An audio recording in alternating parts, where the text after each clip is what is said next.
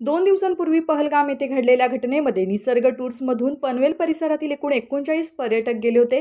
त्यापैकी 31 जण सुखरूपरित्या पनवेलमध्ये परतल्याने रात्री उशिरा त्यांचे भाजप प्रदेश कार्यकारिणी सदस्य बाळासाहेब पाटील व इतरांनी पुष्पगुच्छ देऊन स्वागत केले। पहलगाम दहशतवादी हल्ल्यानंतर अडकून पडलेल्या पनवेलच्या 37 पर्यटक नागरिकांसोबत वारंवार संवाद साधत त्यांना धीर देण्याचा प्रयत्न आमदार विक्रांत पाटील हे करत होते। ओके झाले आणि त्यांचं बोर्डिंग पास हातात मिळाला की मिळेल आता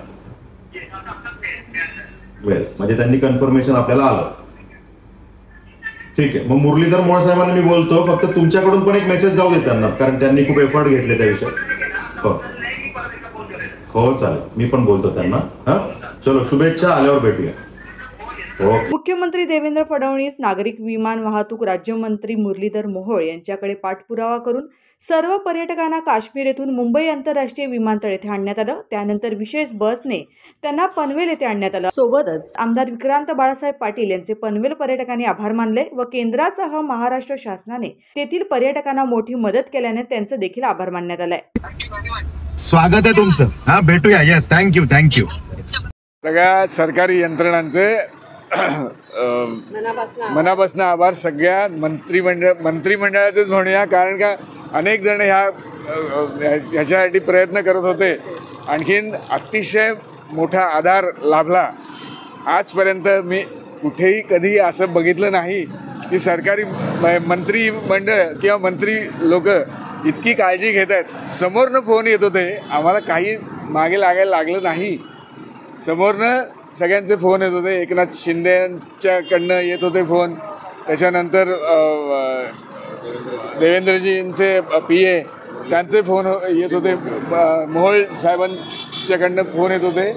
आय हॅव नेव्हर सीन, असं कधीही आम्ही बघितलं नाही की सरकारी यंत्रणा एवढी मदत करू शकते।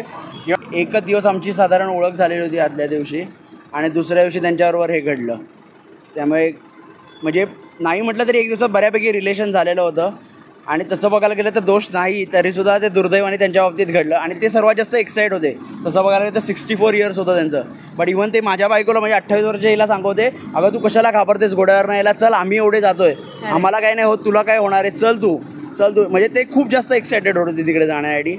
आणि दुर्दैवाने ते त्यांच्या अनएक्सपेक्टेडली गोळी म्हणजे फायरिंग स्टार्टच झालं। म्हणजे तिकीट काउंटरमधनं आम्ही तिकीट काढून आत गेलेलो होतो, मी आणि माझी बायको स्वतः।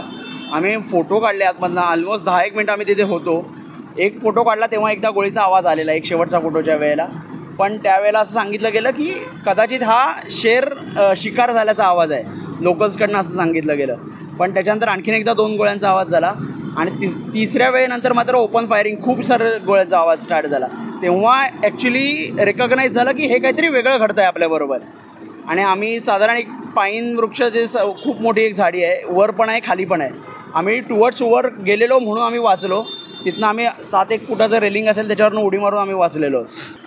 खऱ्या अर्थानं मी आत्ता 37 प्रवासी आपल्या पनवेलमधून गेलेले होते, आणि या ठिकाणी आज एवढा एका वेळेला आपल्याला दुःखही झाले, काही दुर्दैवी घटना इतक्या झाल्या की त्याच्यामध्ये आपण सगळे दुःखात आखला। हिंदुस्थान दुःखामध्ये बुडलेला असताना काही देवाचे उपकारही मानले पाहिजेत, आणि त्याचं मला असं वाटतं की त्या देवाच्या उपकारामुळं आज आमच्या पनवेलमधनं गेलेले हे 37च्या 37 सगळे पर्यटक सगळे सुखरूपपणे पनवेलला आले।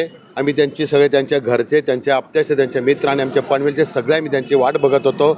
सातत्यानं ह्याच्यामध्ये जर श्रेय द्यायला गेलं तर जसं देवाला आम्ही श्रेय देतो तसं आमच्या देवाभाऊंनासुद्धा आमच्या श्रेय दिलं पाहिजे, आमच्या एकनाथ शिंदे साहेबांना श्रेय दिलं पाहिजे, आमच्या मुरली मनोहर मोहोळ जे आहेत त्यांना श्रेय दिलं पाहिजे। अशा असंख्य त्यांनी सांगितलं आत्ता की असं सरकार मी बघितलं नाही, असे लोक मी बघितले नाहीत। त्यामुळं मी काही भारतीय जनता पार्टीचं आहे म्हणून बोलत नाही, पण ही जी अटॅचमेंट असते ही अटॅचमेंट आमची सातत्यानं पक्षाच्या राजकारणापलीकडची अटॅचमेंट आम्ही सगळ्या घराशी ठेवलेली आहे। त्याचं प्रत्यंतर ह्या सगळ्यांना आलं, आणि सगळ्या देवाच्या कृपेने सुखरूप इथं परत आले। म्हणून मी पहिल्यांदा गेल्या सगळ्यांना इतक्या मनावरचा तो आपल्याला इतकं कंट्रोल आता आपलं सगळ्यांचं गेलं होतं, आम्ही वाट बघत होतो। एअरपोर्टला सुद्धा तुमच्या तिथं व्यवस्थेसाठी सगळे लोक आली, आणि आपण प्रयत्न करत होतो की तुम्ही तुमच्या घरापर्यंत सुखरूप, आम्हाला इथपर्यंत आमच्या हातात आहे, आम्ही करतोय। जे बाकीच्यांनी सगळ्यांनी सहकार्य केलं, प्रत्येकाने आम्ही तुम्हाला जम्मूमधून करताना सुद्धा खारीचा वाटा एक उचल